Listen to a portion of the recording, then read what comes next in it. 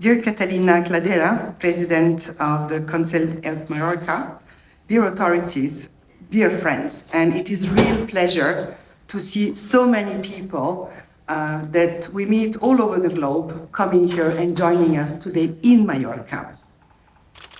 I would like to thank the government of the Balearic Islands, the Island Council and the Mallorca Tourism Foundation for your leadership in the organization of this important summit in collaboration with UNWTO.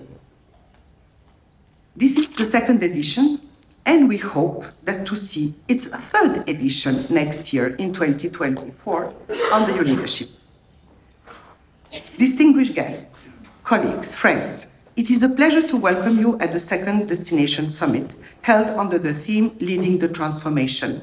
We are at the crossroads of achieving sustainability because in the UN agenda, we are at the midpoint of the journey to 2030. And this year, in September in New York, we will be holding the UN SDG Summit, in which UNWTO is looking forward to take part.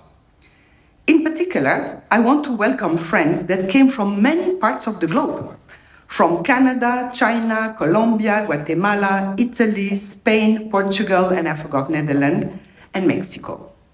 We are living in an era of unprecedented challenges, and we have the responsibility to shape the future of the tourism sector.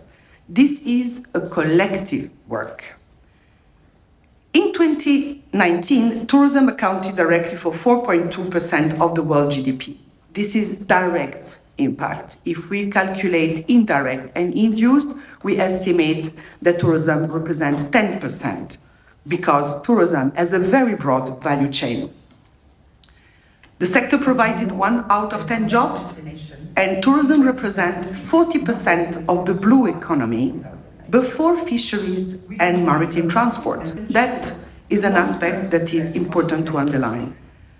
And beyond everything, tourism was the third largest trade export earning category, after fuels and chemicals, because tourism is trade.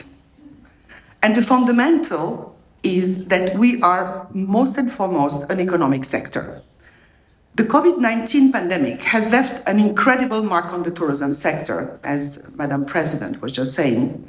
We have seen and lived the impact of halted tourism operations impacting economies and societies, but the planet as well. We also have come to the realization that sustainability is competitiveness. The sustainability is resilience, and that tourism destinations can be a driving force behind the transition. Our forecast shows that in 2023, international tourist arrivals will be back to 95% of pre-pandemic levels. This is at the global level. But we know that in many destinations, in 2023, numbers will surpass 2019. We can see a rapid and remarkable turnaround. We are back to business, and we hope that it's not going to be business as usual. The needed transformation should be centered around sustainability and inclusivity. Our sector has the power to build peace and understanding. Tourism can empower youth and women, who today makes up 54% of the tourism workforce, and indigenous community. Supporting the well-being of community will be essential to ensure the long-term success of the sector. Just to give you an example, 6% of indigenous people that make the number globally are preserving more than 80% of the world biodiversity. So we must take attention and bring particular attention to that space. Our well-being as societies and as a sector is also connected to healthy ecosystems. Tourists are attracted by pristine landscapes, thriving wildlife, and clean beaches. Tourism operations are reliant on natural resources such as water, energy, land, and oceans. Reducing the environmental impact of tourism is of paramount importance. Tourism, if managed well, can play a key role as an agent for change and be a force for good. For that, we need tourism to be regenerative, nature positive, net zero, and pollution-free sector. The question before us is now, how do we get there? And this is, I think, the whole purpose of the thinking and this event here. I suggest we consider 5 pillars to drive us forward. Firstly, the green transition. We are facing a climate emergency. Changing weather patterns and extreme events are already impacting tourism destinations. Tourism needs to adapt to these changes and mitigate risks. And tourism needs to take responsibility for its footprint and greenhouse gas emissions. We have forecast tourism emissions to be at least 25% higher in 2030 than they were in 2016 in a business-as-usual scenario. The Glasgow Declaration on Climate Action in Tourism, launched in COP26, focuses on climate change mitigation, but it also recognizes the need to adapt to a changing climate and to restore balance with nature through regenerative approaches. We need to decarbonize, regenerate, measure, and facilitate finance for net zero transformation. Finance is an element of great importance, which is not, I can say, extensively covered in these only 2 days, but I think deserves a very particular attention. Our World Tourism Day, celebrated on the 27th of September in Saudi Arabia, will be covering green finance, and I think I invite you all to join us there. We as well need to unlock green finance. I am pleased to say that we have welcomed more than 800 signatories of the declaration so far, including businesses, destinations, and even countries. Indonesia was one of the last countries to sign during the G20 last year. Embracing a circular economy presents a strategic opportunity to make more responsible use of natural resources and prevent pollution, while in the same time reducing operation costs. Good for the planet, but good for prosperity. And we very well know that much of the decision in sustainability are driven by that fundamental aspect of doing good business, and it is healthy. For example, with the Global Tourism Plastics Initiative, which is led by UNWTO in collaboration with the United Nations Environment Programme, present with us today, we are eliminating single-use plastics from tourism operations and promoting the integration of reuse models, anticipating and helping the sector to comply with new regulations. And our global roadmap for food waste reduction in tourism is also calling for action to prevent food waste, redistribute food surplus, and ensure the adequate circulation of food waste to avoid it ending on the landfills. On circularity, our host, Mallorca, are leading the way, and we heard Madam President explaining that circularity will be a must in the business model of the future and is already in the present. Ladies and gentlemen, UNWTO's work on climate action and circularity is carried out under the umbrella of the One Planet Sustainable Tourism Programme. With UNEP, we are also committed to the responsible management of resources, and we will be calling upon increasing the uptake of that One Planet programme with more members and more participation. Coasts, mountains, rivers, lakes, and forests are major attractions for tourism around the world. All tourism, even in city centers, relies on nature for supplies of food, clean water, and other ecosystem services.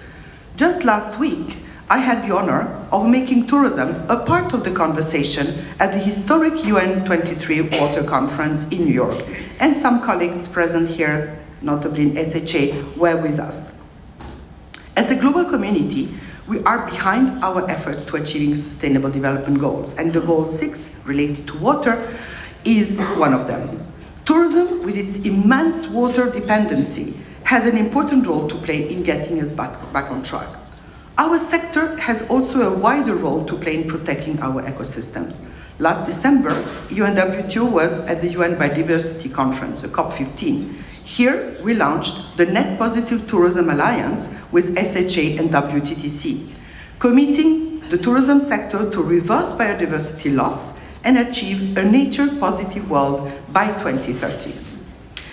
These are big ambitions, and to achieve them, we need to embrace new ideas, and we need all of you.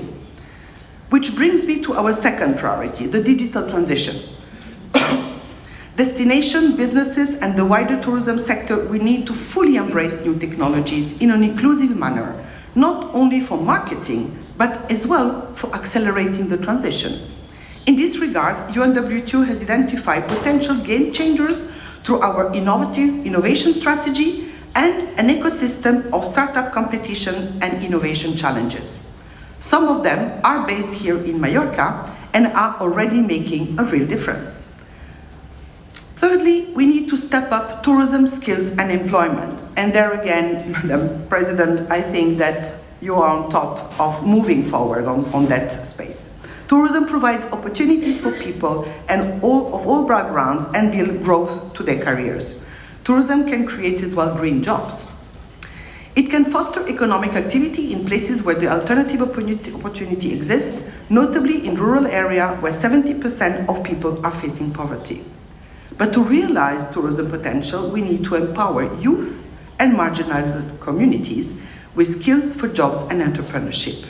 We support this through the UNWTO Online Academy and the Academy through our Students' League and Global Youth Tourism Summit. In addition, the World Committee on Tourism Ethics is engaged in working on the areas of decent work, inclusive growth, and community empowerment. And we have also launched an inclusive recovery guide on indigenous communities, including aspects of transition from assisting to enabling indigenous entrepreneurship, building capacity, and fostering digital literacy for running tourism businesses. Fourthly, we need to support the broad base of the bottom of the tourism pyramid. As services trade, there is no tourism without businesses. Micro, small, and medium enterprises, or MSMEs, make up an estimate of 80% of all tourism businesses worldwide. In some countries, it's more than 90%. MSMEs are key contributors to make tourism a force for equitable economic development.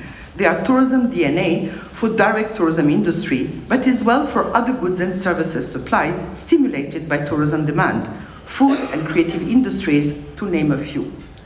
However, they were hit hard by the pandemic. Across the globe, many businesses still have not fully recovered. Supporting SMEs will deliver significant economic and social benefit, therefore. It will also help make them more resilient and ready for any future shock. And we have a huge disparity between developed countries and developing countries. In developing countries, the debt of the countries do not allow much space for supporting SMEs. So we are evolving here in a very fortunate environment, which we need to consider as well to be trickled down and promoted for developing countries. And fifth, the transition to a new governance model in destination management. Destinations are leading the way in transforming our sector. They are pioneers. And we have several good examples of this here in the room. Mallorca, Canarian Islands, UNWTO, Thompson Okanagan, and others. At the destination levels, policies and strategy have a direct impact on building a sector that is regenerative, nature positive, net zero, and pollution free. But this only can be achieved in a collaborative and participative manner. It can only be achieved with a new governance model. UNWTO is working on Destination Management Next. This is a new generation of destination management governance and tool to support DMOs in their transformation towards more resilient, sustainable, and inclusive development. But above all, to ensure the success of tourism transition, we need adequate data and measurement. What you measure, you can manage. UNWTO, again, is leading the way here. As the UN Specialist Agency, we have a normative role. In partnership with the UN Statistical Division and the International Labour Organization, UNWTO is developing an international consensus on measuring the sustainability of tourism, or MST. By integrating tourism data with the way we measure everything else in our economies, societies, and environment, we can obtain high-quality data aligned with international standards. The MSD framework will be submitted to the UN Statistical Commission in March 24 for its endorsement. It will complement the tourism satellite accounts and the international recommendation from tourism statistics. I do need to explain here in this room how groundbreaking the tourism satellite account was, because for the first time in history, it became possible to compare the economic performance of tourism with others such as agriculture, mining, and automotive. MST will do the same thing, but for data beyond GDP, including tourism, social, environmental, and economic impacts and dependency. What is missing is an overarching framework enabling data harmonization so that we can benchmark between destinations and to the other sector. This is precisely our aim, and crucial to ensure that every sector, every one of us, is accountable and doing everything we can. In the build-up towards MST, we are as well developing a new environmental and social governance methodology, ESG, for tourism businesses. That is going to be, I can say, the reflection, the mirror of the MST, but for the private sector.